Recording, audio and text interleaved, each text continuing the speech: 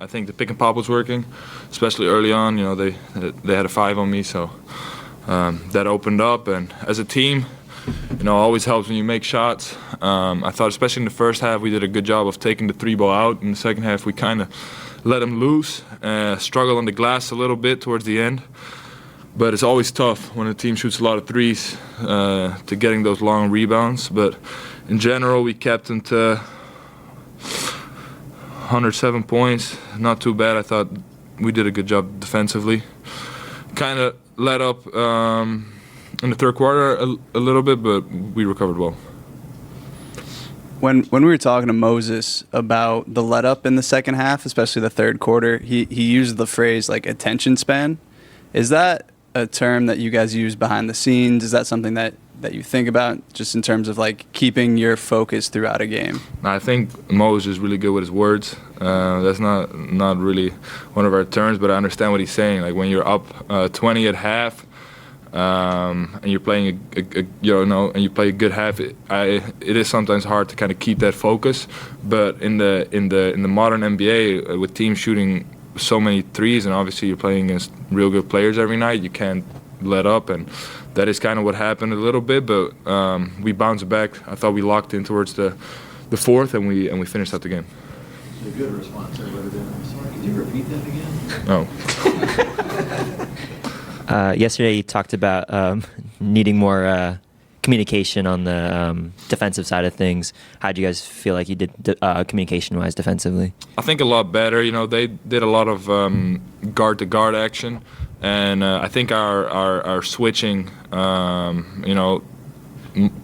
modern basketball is all about switching and scrambling, and I thought we did a lot better job than our last road trip. Quinten, speaking of the road trip, you know, those 2 games where you guys blew the leads late because of turnovers and they, like the attention span, the focus issue. What was the difference tonight? Was there anything said after or in between the third and the fourth quarter to kind of reset you guys to this way it didn't happen the third game in a row where you guys blew a big lead? Like you said, the turnovers, we had 15 in total. I think that's probably want to keep it under 12, but 15 isn't a bad number for us. We definitely have had worse, and I do think getting Steph the ball in those in that fourth quarter kind of had us settled, I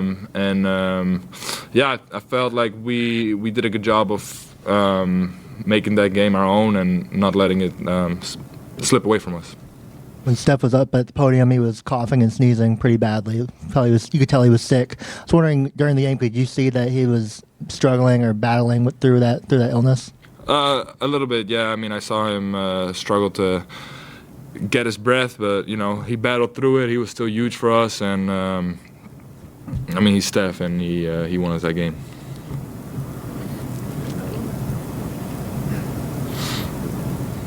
Also, you know, Jimmy goes down after at halftime, doesn't come back in the second half. Does that maybe create a little emotional letdown to start that third quarter, maybe and how they were able to get back in when you don't have Jimmy on the floor like that?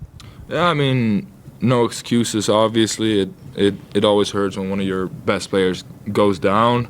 But I wouldn't say that was the reason for the letdown. It's also just kind of part of basketball, right? Like it's never going to be a linear game. There's always going to be swings, and obviously it hurts if Jimmy goes down. But it's on us to keep our cool and keep our attention span and finish the game.